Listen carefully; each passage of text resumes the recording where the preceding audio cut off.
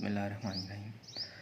Students, अभी हमने value calculate की थी बोहर मैग्नेट्रॉन की, जो हमने वैल्यू लिखी थी, एक हमने लिखी थी mu B is equal to 5.78 into 10⁻⁻5 electron volt per tesla. ये वैल्यू भी ठीक है, इसके कांस्टेंट की वैल्यू लेके ये ना काफ़ी इसमें कैलकुलेशन के बाद उन्होंने निकाली है ज़्यादा डिवीजन करके। तो वैसे मैंने दोबारा एक दफ़ा इसको वो वैल्यूज़ निकालने की कोशिश की, इसमें वैल्यूज़ पुट करके बोहर मैग्नेट्रॉन की। अगर आप देखें इधर बोहर मैग्नेट्रॉन की इलेक्ट्रॉन्स के लिए जो निकलती है वैल्यू EH के ओवर 2m इसकी वैल्यू होती है। तो E जो है वो चार्ज ऑफ इलेक्ट्रॉन, वो हमें पता है 1.6 × 10⁻19 कॉलम, और H की जो सी प्लांक्स कांस्टेंट की वैल्यू 1.05 × 10⁻34 2 7 वैसे ही आएगा। और मास ऑफ इलेक्ट्रॉन कितना होता है 9.1 × 10⁻31 किलोग्राम। तो अगर हम इसको इस इक्वेशन को मल्टीप्लाई और डिवाइड करें तो हमारी जो कैलकुलेशन के बाद वैल्यू आती है वो तकरीबन ये आती है 9.27 × 10⁻24 जॉल पर टेस्ला या इलेक्ट्रॉन वोल्ट पर टेस्ला। तो ये इजी वैल्यू है। आप 1.6 को 1.05 से मल्टीप्लाई करके और जो आंसर आएगा उसको 2 × 9.1 वाले आंसर से डिवाइड कर देना, तो ये हमारी वैल्यू आ जाएगी। तो आप ये वैल्यू याद रख लेना, क्योंकि आपकी बुक में भी जो है यही लिखी हुई है, जो मॉडर्न फिज़िक्स की बुक है उसमें जो बोहर मैग्नेट्रॉन की वैल्यू निकाली हुई है। ठीक है, तो ये जो हमने ये चलो ज़्यादा इजी वैल्यू निकल भी सकती है और याद भी रहेगी, तो आप यही याद कर लेना इसकी बोहर मैग्नेट्रॉन के हवाले से। ठीक है, तो ये तो हमने मालूम कर लिया इलेक्ट्रॉन्स के लिए वैल्यू मैग्नेटिक मोमेंट की, और हमने बोहर मैग्नेट्रॉन की वैल्यू पढ़ ली। सेम इसी तरह क्या होता है कि जैसे इलेक्ट्रॉन्स की स्पिन और ऑर्बिटल मोशन होती है, न्यूक्लियॉन्स की भी इसी तरह, प्रोटॉन्स और न्यूट्रॉन्स की भी इस तरह स्पिन और एंगुलर मोशन होती है। तो इसकी वजह से स्पिन और एंगुलर मोमेंटम पैदा होते हैं। तो हमने जैसे इसमें पढ़ा है इलेक्ट्रॉन्स के लिए जो सारी बातें, स्पिन मैग्नेटिक मोमेंट और ऑर्बिटल मैग्नेटिक मोमेंट, सेम इस तरह न्यूक्लियॉन्स के लिए भी होते हैं। तो न्यूट्रॉन्स और प्रोटॉन्स का भी क्या होता है, इसी तरह न्यूक्लियर मैग्नेट्रॉन की वैल्यू निकलती है। तो इसकी जो वैल्यू होती है न्यूक्लियर मैग्नेट्रॉन की, वो अगर हम देखें तो वो भी हमने जो इसमें लिखना है चार्ज ऑफ प्रोटॉन, वो भी सेम ही होगा 1.6, उसकी वैल्यू 10⁻⁻19। तो H की वैल्यू भी कांस्टेंट है, वो भी वैसे ही आएगी 2। और जो मास ऑफ हमने यहाँ पे लिखा था mass of electron Me, Bohr magnetron में न्यूक्लियर मैग्नेट्रॉन में लिखती है मास ऑफ प्रोटॉन, तो उसकी वैल्यू हमने लिख दी है 1.67 × 10⁻27 किलोग्राम। तो इसकी जो वैल्यू इसके बाद निकलती है कैलकुलेशन के बाद, वो निकलती है 5.02 × 10⁻27 इलेक्ट्रॉन वोल्ट पर टेस्ला। तो ये है न्यूक्लियर मैग्नेट्रॉन की वैल्यू। ठीक है, तो ये आपने याद रखनी है।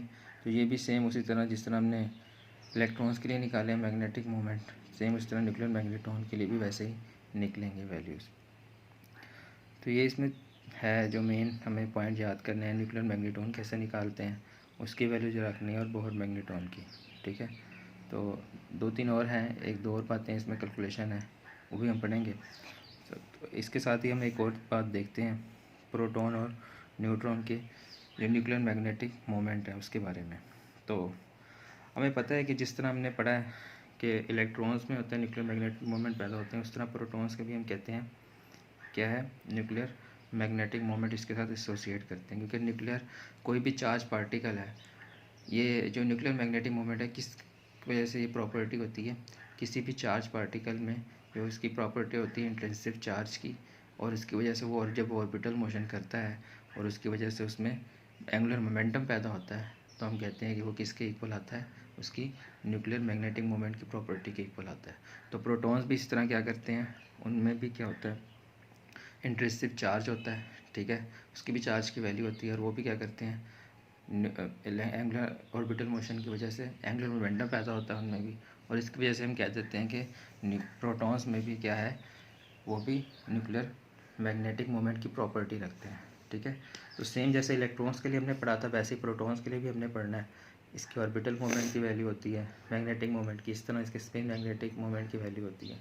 तो जैसे जैसे इलेक्ट्रॉन्स के बारे में वैसे ही प्रोटॉन्स के बारे में, इसका भी वैसे ही चार्ज होता है, पॉजिटिव चार्ज होता है, और ये भी ऑर्बिटल मोशन कर सकता है, इसकी वजह से एंगुलर मोमेंटम पैदा होता है। तो जिसकी वजह से एंगुलर मोमेंटम होने की वजह से और इंट्रिंसिक चार्ज होने की वजह से हम कह सकते हैं इसमें भी न्यूक्लियर मैग्नेटिक मोमेंट की भी इसकी भी वैल्यू होती है, जो कि इसकी क्या होती है एंगुलर मोमेंटम की वैल्यू इसके अपवर्ड होती है, और ये में हम इजीली ये भी फाइंड आउट कर सकते हैं।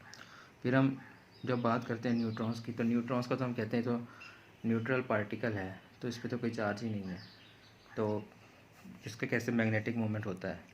तो कहा यह जाता है कि इसका जो मैग्नेटिक मोमेंट होता है वो इस तरह से मालूम किया जाता है कि न्यूट्रॉन जो उनसे वो मज़ीद छोटे फंडामेंटल पार्टिकल से मिलकर बने हैं, क्वार्क्स वगैरह से मिलकर बने हैं। तो क्वार्क्स वगैरह में कहते हैं कि चार्ज मौजूद है -1/3 +1/3। तो वो जो चार्ज होता है वही क्या करता है, न्यूट्रॉन्स में जो है वो पैदा करता है मोशन को। तो वही चार्ज जो सी इसके फंडामेंटल न्यूट्रॉन के फंडामेंटल पार्टिकल्स की जो प्रॉपर्टी होती है उसकी वजह से हम कह सकते हैं कि न्यूट्रॉन भी जो सी है इंट्रिंसिक प्रॉपर्टी रखता है चार्ज की, और इसकी वजह से इसमें ऑर्बिटल मोशन होती है और एंगुलर मोमेंटम पैदा होता है। तो जिसकी वजह से हम कह सकते हैं कि न्यूक्लियर मैग्नेटिक मोमेंट भी न्यूट्रॉन्स में वो इसके फंडामेंटल पार्टिकल की वजह से पैदा होता है। इसमें खुद बजाते खुद जो है न्यूक्लियर मैग्नेटिक मोमेंट नहीं होता, क्योंकि इसमें चार्ज नहीं होता, बल्कि इसके जो फंडामेंटल पार्टिकल्स है क्वार्क्स वगैरह से मिलकर जो बनता है उसी वजह से, क्योंकि उन पे चार्ज होता है तो इसी वजह से न्यूट्रॉन्स पे भी चार्ज की वैल्यू आ जाती है। ठीक है, तो ये आपने ये कुछ बातें हैं जो इसकी याद रखनी है न्यूक्लियर मैग्नेटिक मोमेंट की। तो नेक्स्ट टाइम जो है इसको थोड़ा सा बुक से स्टडी कर लेते हैं, रिलेट कर लेते हैं। इसमें 2-3 बातें और हैं, चलो वो भी मैं आपको बाद में बताऊंगा कल फिर। तो अभी हम बुक से थोड़ा सा इसको स्टडी करते हैं नेक्स्ट वीडियो में।